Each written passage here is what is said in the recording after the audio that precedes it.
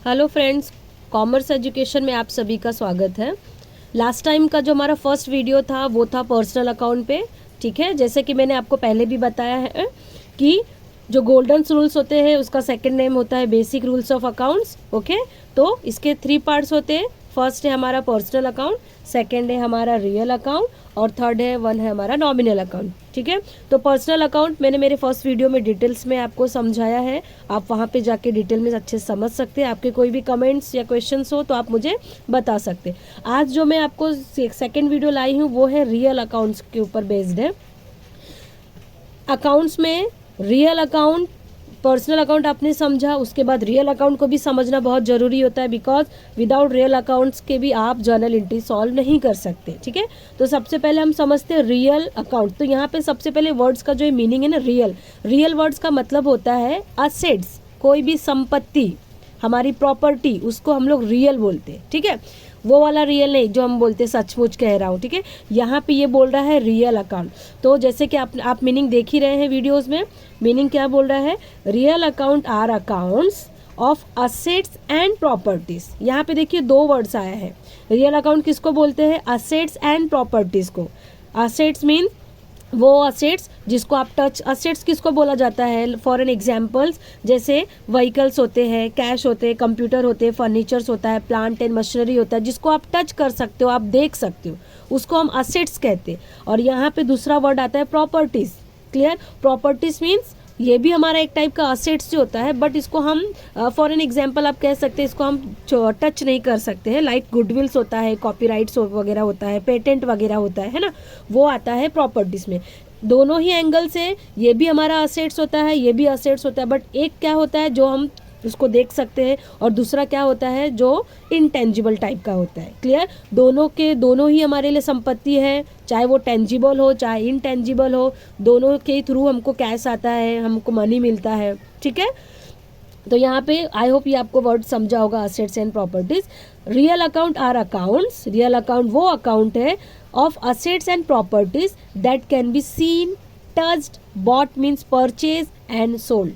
ठीक है, real account का मतलब वो अकाउंट, वो प्रॉपर्टी, वो संपत्ति, वो असेट जिसको हम देख सकते हैं, टच कर सकते हैं और उसको हम परचेज भी कर सकते हैं, सेल भी कर सकते हैं। ये सब होता है रियल अकाउंट, यानी ये संपत्ति की बात की जा रही है, असेट्स की बात की जा रही है। ओके, अब यहाँ पे आगे देखिए क्या कह रहा है, depending on their physical existence. Physical existence का मतलब अगर मैंने कहा कि फर्नीचर, तो फर्नीचर का फिजिकल एग्जिस्टेंस है। यस, आप दिखा सकते हो लोगों को कि देखिए फर्नीचर का अस्तित्व है, घर में है फर्नीचर। क्लियर हो रही मेरी बात है, तो उसको बोला जाता है फिजिकल एग्जिस्टेंस। और अदरवाइज का मतलब जिसका फिजिकल एग्जिस्टेंस नहीं होता है। अब जैसे मैंने गुडविल बोला, ट्रेडमार्क बोला है ना, कॉपीराइट्स बोला, उसका फिजिकल एग्जिस्टेंस नहीं होता है, बट यस उसका मनी में वैल्यू जरूर होता है। अगर आप अपना गुडविल सेल करते हो तो वो गुडविल सेल करने पे आपको, उसका गुडविल सेल करने पे क्या मिलता है, मनी मिलता है। समझ में आ रहा है, मनी का मतलब उसका वैल्यू मिलता है, गुडविल का वैल्यू आपको मनी के रूप में मिलता है। तो यहाँ पे बोल रहा है कि रियल अकाउंट का मतलब जो जिसका फिजिकल एग्जिस्टेंस भी होता है, और अदरवाइज का मतलब not physical existence. They are further classified as follows. तो यहाँ पे ये जानना बहुत जरूरी है कि रियल अकाउंट्स को 2 पार्ट्स में डिवाइड किया गया है। Okay, for an example tangible assets, इसका सेकेंड नेम है टेंजिबल रियल अकाउंट, और सेकेंड आप देख रहे हैं इनटेंजिबल असेट्स, और इसको आप सेकंड नेम बोल सकते हैं इनटेंजिबल रियल अकाउंट। अब टेंजिबल असेट बहुत सिंपल है, क्या कह रहा है, असेट्स यानी वो संपत्ति दैट हैव फिजिकल एग्जिस्टेंस, जिसका अस्तित्व है, जिस अगर कोई मुझे पूछता है तो मैं उसको सामने उस चीज़ को लाके दिखा सकती हूँ, तो वो होता है physical existence. And can be scene, मैं उसको देख सकती हूँ, उस चीज़ को टच कर सकती हूँ। अब देखिए यहाँ पे मैंने बहुत सारे एग्जाम्पल्स बताए हैं, like plant and machinery, stock, vehicles, cash, computer, furniture, van, land and building except. ये सारे हमारे टेंजिबल असेट्स से, बहुत सारे टेंजिबल असेट्स होते हैं। यहाँ पर मैंने कुछ टेंजिबल असेट्स के नेम आपको दिए हैं। क्लियर हो रहा है, तो ये सारी चीज़ें बिजनेस के पर्पस होती है, जो बिजनेस में आती है, इसके लिए इसको रियल अकाउंट बोला गया। ये सारे एग्जाम्पल्स को रियल अकाउंट बोला जाता है। अभी देखिए सेकेंड, इनटेंजिबल असेट्स। तो यहाँ पे इनटेंजिबल असेट्स क्या कह रहा है, दिस रिप्रेजेंट पोसेशंस ऑफ प्रॉपर्टीज। यहाँ पे पोसेशंस वर्ड्स का मतलब होता है राइट्स। राइट्स का मतलब अधिकार, यानी वो प्रॉपर्टी जिस उसके ऊपर आपका अधिकार है, but they don't have no physical existence, but लेकिन उसका तो फिजिकल एग्जिस्टेंस है ही नहीं। आपका उसके ऊपर हक है, अधिकार है, बट उसका तो फिजिकल एग्जिस्टेंस है ही नहीं। But can be measure in terms of money, भले ही उसका फिजिकल एग्जिस्टेंस नहीं है, फिर भी आप क्या कर सकते हो बेटा, आपको उसके थ्रू मनी जरूर मिलेगा। अभी जैसे मेरे पास मशीन है, मैं मशीन सेल करके, वो इंटेंजिबल असेट है, मशीन सेल करने के बाद मुझे मनी मिल सकता है, बट वो चीज़ जिसका फिजिकल एग्जिस्टेंस है ही नहीं, तो उसका मनी आपको कैसे मिलेगा? क्लियर हो रहा है?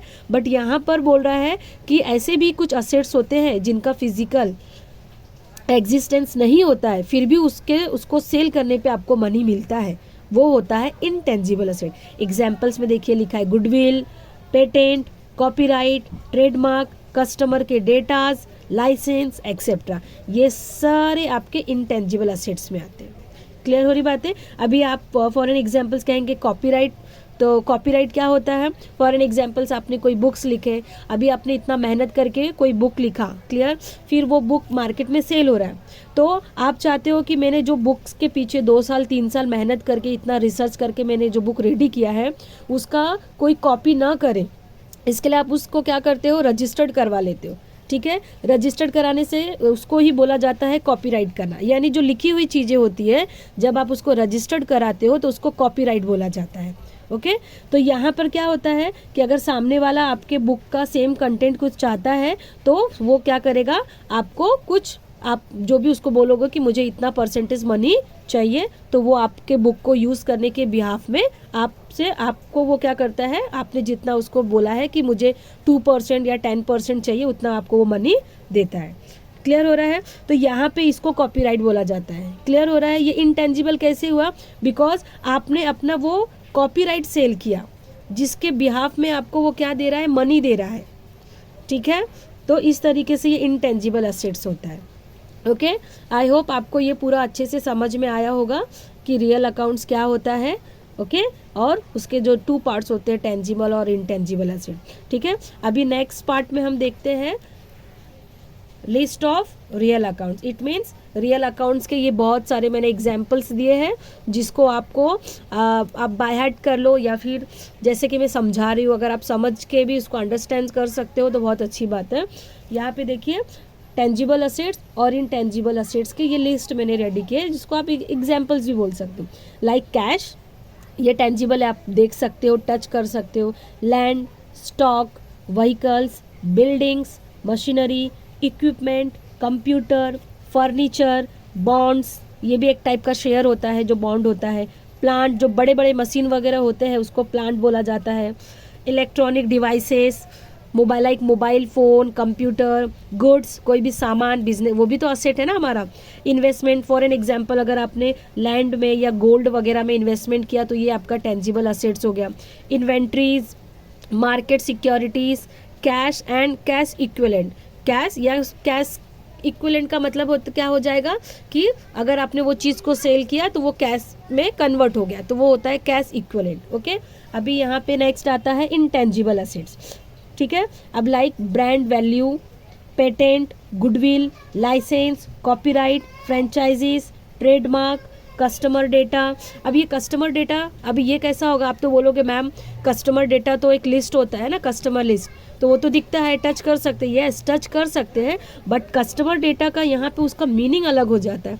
कस्टमर डेटा का मतलब होता है लाइक अगर आपका कोई खुद का बिजनेस है, आपने अपने ओल्ड कस्टमर्स के रिकॉर्ड मेंटेन करके रखे हैं ना, तो वो रिकॉर्ड क्या करता है, आप इन फ्यूचर आपके बिजनेस को और आगे बढ़ाने में मदद करता है। आपने अपने कस्टमर्स की लिस्ट बना के रखे, डेटा बना के रखे हैं, तो उसके बेस पे आप अपने प्रोडक्ट को भी मॉडिफाई कर सकते हो, अपने बिजनेस को एक्सपांड कर सकते हो, है ना। तो उस तरीके से ये आपके लिए एक असेट का काम करता है, जिसको हम लोग इनटेंजिबल असेट्स बोलते हैं। ऐसे देखा जाए तो उसको तो हम सिर्फ फाइलिंग करके रख देंगे ना, बट यहाँ पर बिजनेस के लैंग्वेज में कस्टमर डेटा कहो या फिर कस्टमर जो लिस्ट बोल सकते हो, यानी जो ओल्ड रिकॉर्ड्स होते हैं हमारे पास, क्लियर हो रहा है, वो कहीं ना कहीं बिजनेस के लिए एक बहुत अच्छा इनकम का सोर्स बना के देता है, बिजनेस के लिए अच्छा एक मनी का इनकम जनरेट करता है। तो उस तरीके से इसको इनटेंजिबल असेट्स के रूप में मतलब कंसिडर किया जाता है। Logo, self developed software, internet domain names, employment contracts, government grants, intellectual property rights, research and development, motion pictures, artistic assets, brand equity, ये सभी जो है ये सब इंटेंजिबल असेट्स के एग्जाम्पल्स हैं जो आपको आप जब भी आप एग्जाम्स में बैठते हैं तब आते हैं। हम कहते हैं ना कि कुछ क्वेश्चंस बाहर से आए, बाहर से कुछ नहीं आते हैं, ये आपके टेक्स्ट बुक में ही होते हैं, इसको आपको ध्यान रखना होता है। ओके, अभी आफ्टर एग्जाम्पल्स अभी हम चलते हैं नेक्स्ट गोल्डन रूल्स की तरफ। ओके, जो सबसे मेन होता है। हाँ, तो ये क्या कह रहा है, golden rules of real account. जैसे मैंने पर्सनल अकाउंट का आपको गोल्डन रूल्स बताया है, क्या, debit the receiver and credit the giver. Yes, correct. अभी यहाँ पे रियल अकाउंट का आप गोल्डन रूल्स देख रहे हैं, क्या लिखा है, debit what comes in, credit what goes out. इसका मतलब जैसे कि आपको इतना याद रखना है, रियल का मतलब असेट, यानी कोई भी असेट कम्स इन होता है, यानी कोई भी असेट आता है आपके पास, आपके फैक्ट्री में आता है, आपके बिजनेस में आता है, या आपने खरीदा है कोई भी असेट्स, तो उसको डेबिट कर देना है। और सेम इसका अपोजिट, कोई भी असेट्स या कोई अभी असेट्स, अब अगर आपने कोई गुड्स परचेस किया है आपके फैक्ट्री से या आपके पास से गोज आउट हो रहा है, जा रहा है, तो उसको आपको क्रेडिट करना है। क्लियर हो रहा है? देखो कितना सिंपल है, कुछ भी हार्ड डिफिकल्ट नहीं है, आपको बस इतना ध्यान रखना है। रियल अकाउंट का मीनिंग क्या कहता है कि अगर कुछ कोई भी रियल मतलब संपत्ति हुआ, तो अभी तो आपको पता है, अगर मैं बोलूँगी stock, land, furniture, bond, goods, investment, land and building, तो आप तो बोलोगे मैम ये तो सारे असेट्स है, लाइसेंस, गुडविल, पेटेंट, मैम ये तो असेट्स है। तो यस, तो आपको बस इतना याद रखना है कि अकाउंट्स में जब भी कोई असेट्स आता है कैसे आएगा, या तो कोई आपको देगा, है ना, या फिर आप परचेस करोगे। ये दो ही केस होता है ना, कोई देगा या तो आप खरीदोगे। ये दो केस में वो असेट्स आपके पास आ रहा है, कम्स इन हो रहा है, तो सीधी सी बात है उसको डेबिट में लिख देना है। लाइक आपने मशीन परचेस किया, ठीक है, आपने मशीन परचेस किया तो आपके पास क्या आ रहा है, मशीन, तो मशीन आ रहा है यानी मशीन तो रियल अकाउंट है, संपत्ति है, तो जब मशीन आ रहा है तो मशीन को क्या करना है, डेबिट। ठीक है, अब यहाँ पे बोलता है गोज आउट, यानी कोई भी संपत्ति जाती है तो उसको क्रेडिट करना है। इट मीन्स अगर आपने मशीन को सेल किया तो मशीन क्या हो रहा है, जा रहा है, तो मशीन को किधर करना है, क्रेडिट। ठीक है, चलिए हम एक एग्जाम्पल से समझते हैं। अभी देखिए यहाँ पे एग्जाम्पल्स क्या बोल रहा है, परचेज गुड्स फ्रॉम दिव्या ₹500। ठीक है, यहाँ पे ध्यान रखना, यहाँ पे ऐसा नहीं कह रहा है कि आपने गुड्स को परचेज किया इन कैश, यानी ये क्रेडिट एंट्री है। ध्यान रखना, जब भी इन कैश वर्ड या PAID पेड वर्ड न मेंशन किया जाए तब तक आपको समझना है कि सेंटेंस कैसा है, क्रेडिट है। तो यहाँ पे देखिए परचेज गुड्स फ्रॉम दिव्या, यानी, और मैंने आपको मेरे पहले वीडियो में भी बताया था कि अभी यहाँ पे लिखा है परचेज गुड्स फ्रॉम दिव्या, यानी दिव्या से गुड्स परचेज किया। किसने परचेज किया, तो मैंने आपको बताया था यहाँ पे सामने अपने आप को ही समझने का कि सामने वाला मैं हूँ। यानी जब भी आपको अकाउंट सॉल्व करना है तो आपको खुद को समझना है कि किसने परचेस किया, मैंने। तो मैंने गुड्स को परचेस किया, किससे परचेस किया, दिव्या से। कितने में, 500 में। ओके, तो सबसे पहले रूल क्या कहता है, अगर कोई भी असेट्स आता है तो उसको डेबिट करो। तो यहाँ पे देखिए परचेज गुड्स फ्रॉम दिव्या, यानी मैंने क्या किया, दिव्या से गुड्स परचेस किया, तो मेरे पास क्या आ रहा है, असेट्स। और रूल कहता है कि कोई भी असेट्स आता है तो उसको डेबिट करो। तो ऐसे लिखना है, purchase goods account debit to, किससे परचेस किया आपने, गिवर कौन है, Divya, from Divya. Personal account का रूल याद कीजिए, पर्सनल अकाउंट का रूल बोलता है credit the giver, credit the giver, जो गिवर है उसको क्या कर दो, क्रेडिट। तो गिवर कौन है, दिव्या, तो यहाँ पर हमने लिखा दिव्या अकाउंट, हो गया। ठीक है, तो अभी यहाँ पे आपको सिंपली क्या करना है, 500, और ये यहाँ पे ऐसे 500, ये लिखने का एक तरीका होता है। ठीक है, और यहाँ याद रखना, ये जब आप डेबिट लिखते हैं तो ये 2 वाले के आगे थोड़ा सा ये स्पेस इस तरीके से ब्लैंक रखना है। देखिए कितना सिंपल हो गया, समझ में आ रहा है आपको रियल अकाउंट, क्लियर। अच्छा, अभी चलिए हम सेकेंड एग्जाम्पल्स करते हैं। Second example, for an example लिखा है, पेड कैश टू मिस्टर सोहम ₹200। अब देखिए यहाँ पे क्या कह रहा है, पेड कैश टू मिस्टर सोहम, यानी सामने वाला एक पर्सन तो है, अभी दूसरा पर्सन नहीं है, तो दूसरा पर्सन कौन है? आप। तो यहाँ पे आपको कैसे थिंक करना है कि मैंने पेड किया, मैंने पेड किया कैश, किसको कैश पेड किया? सोहम को। तो सोहम ने क्या किया? अभी आप सोचो, आपने कैश पेड किया सामने वाले को, तो सोहम ने क्या किया? रिसीव किया। तो सोहम कौन है? पर्सन, यानी पर्सन क्या मतलब? पर्सनल अकाउंट से रिलेटेड है। तो सोहम ने रिसीव किया, और हमारा पर्सनल अकाउंट का रूल बोलता है डेबिट द रिसीवर, यानी जिसने रिसीव किया उसको डेबिट कर दो। तो सोहम ने रिसीव किया, तो सोहम को हमने क्या कर दिया? डेबिट। तो सोहम अकाउंट डेबिट, कितना? 200। ओके। और आपने, यानी आपके पास से आपने पेड किया, तो आपके पास से कैश क्या हो रहा है? Goes out. तो देखिए हमारा रियल अकाउंट क्या कहता है? तो कैश क्या है हमारे लिए? कैश हमारे लिए संपत्ति है। जब भी कोई संपत्ति गोज आउट होता है तो उसको क्या करना है? क्रेडिट। तो यहाँ पे मैंने क्या किया? To cash account. क्लियर? और ये रहा 200। ठीक है, समझ में आ रहा है आपको जर्नल एंट्रीज? ओके, चलिए अभी हम एक दो एंट्रीज और सॉल्व करते हैं। अभी नेक्स्ट एंट्री देखिए, अभी नंबर 3 क्या है?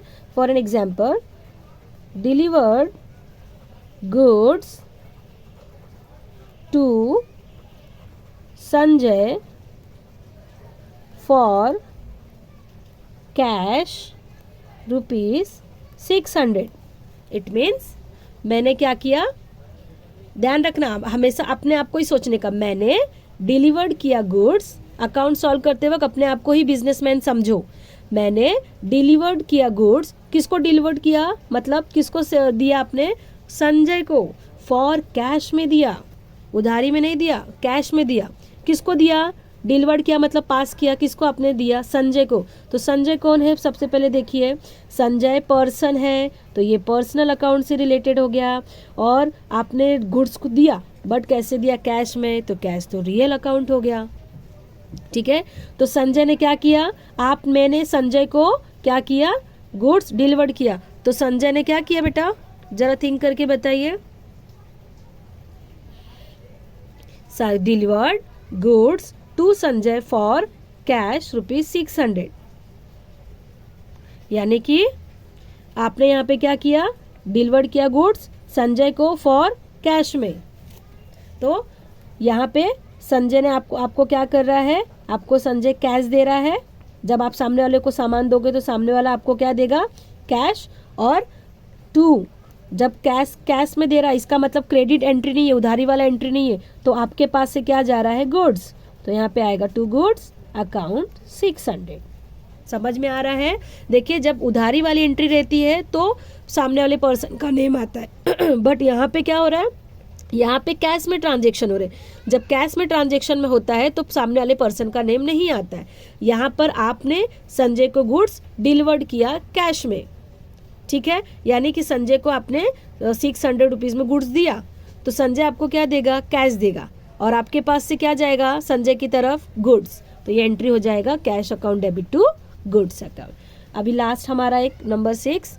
अभी जैसे फॉर एन एग्जाम्पल, बॉट का मतलब होता है purchase goods from mister Mohan on credit. ध्यान रखिएगा words, on credit for ₹1000। Bought means purchase. आपने क्या किया? गुड्स को परचेस किया। किससे परचेस किया? मोहन। ऑन क्रेडिट, उधारी में मैंने परचेस किया। बॉट गुड्स, यानी मैंने गुड्स को खरीदा मोहन से। कैसे खरीदा? उधारी में। क्रेडिट का मतलब होता है उधारी में खरीदा। ओके, तो मैंने आपको पहले ही बताया था, जब उधारी में हम खरीदते हैं तो सामने वाले पर्सन का सीधी सी बातें नाम आएगा। अच्छा, सबसे पहले ये देखिए, आपने गुड्स को बॉट किया। ओके, तो जब मैंने गुड्स में मार्केट में गई, मैंने गुड्स को क्या किया? बॉट किया, खरीदा। तो क्या आएगा मेरे पास? गुड्स। और हमारा रूल क्या कहता है? जब भी कोई गुड्स यानी संपत्ति आती है तो उसको डेबिट करो। तो मेरे पास क्या आ रहा है? गुड्स। तो बॉट का मतलब होता है परचेस। आप सिंपली गुड्स अकाउंट भी लिख सकते हो, या फिर बॉट का मतलब परचेस होता है तो आप परचेस गुड्स अकाउंट लिख सकते हो। तो परचेस गुड्स अकाउंट डेबिट, कितने में परचेस किया आपने? 1000 में। ओके ओके, नाउ 2 क्रेडिट मत, क्रेडिट में क्या आएगा? कैश तो हमने उसको दिया ही नहीं भाई, मैंने तो उससे उधारी में खरीदा ना, ठीक है। तो जब भी हम सामने वाले से गुड्स उधारी में खरीदते हैं तो सामने वाले का नाम आता है, क्योंकि यहाँ पे देखिए, अभी यहाँ पे देखिए, आपने गुड्स परचेस किया तो मेरे पास गुड्स है, मैंने डेबिट किया, ओके। बट यहाँ पे गिवर कौन है? गिवर मोहन है, तो यहाँ पर किसका नाम आएगा? To Mohan account. ओके, कितना? 1000। अगर यहाँ पर होता, अगर यहाँ पर ये क्रेडिट वर्ड नहीं होता, ठीक है, ऑन कैश होता कि bought goods from mister Mohan on cash, अगर यहाँ पे कैश वर्ड होता तब हमारी एंट्री होती परचेस गुड्स अकाउंट डेबिट 1000, यानी मैंने क्या किया? गुड्स परचेस किया, ठीक है। गुड्स आए आपके पास और कैश में अगर आपने लिया होता तो कैश पे किया होता तो क्या आता? एंट्री टू कैश अकाउंट, ठीक है। क्लियर हो रहा है आपको एंट्रीज? ये एंट्री नंबर 1, ये एंट्री नंबर 2। आई होप आपको ये पूरी जर्नल एंट्रीज अच्छे समझ में आई होगी। ओके, ये आपके प्रीवियस वाले जो मैंने आपको बताया गोल्डन रूल्स, और ये सभी आपके टेंजिबल और इनटेंजिबल के एग्जाम्पल्स, एंड देन आपका ये जो बेसिक रूल्स होते हैं रियल अकाउंट क्या होता है वो। अगर ये आपने अच्छे से समझा तो इसके बेस पे 11th स्टैंडर्ड में या 12th में TY तक या उसके आगे भी जितने भी एंट्रीज आती है सब में पर्सनल अकाउंट से रिलेटेड, रियल अकाउंट से रिलेटेड और नॉमिनल अकाउंट से रिलेटेड ही एंट्रीज होती है। तो अगर आपको ये अच्छे से, अगर आप अभी इसका प्रैक्टिस करेंगे, मैंने तो कुछ ही जर्नल एंट्रीज बताए हैं, ऐसे आप बहुत सारे जर्नल एंट्री का अगर प्रैक्टिस करेंगे तो आपके लिए जो भी जर्नल एंट्रीज रियल अकाउंट से या पर्सनल या नॉमिनल अकाउंट से रिलेटेड जो एंट्रीज होती है अकाउंट्स की, वो आपके लिए बहुत सिंपल हो जाएगा। Okay, best of luck, thank you so much.